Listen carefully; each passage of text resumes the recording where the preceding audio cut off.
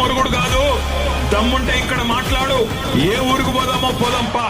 నీ సొంత ఊరు కొండారెడ్డిపల్లి పోదామా, నీ సొంత నియోజకవర్గం కొడంగల్ పోదామా? ఏ ఒక్క ఊర్లో 100% మంది రైతులు కూర్చొని మాకు రుణమాఫీ నేను రాసిస్తే అక్కడనే రాజకీయ సన్యాసం తీసుకుంటా అని చెప్పిన అసెంబ్లీలో. కానీ నోరు తెరవడు, మాట మాట్లాడాడు.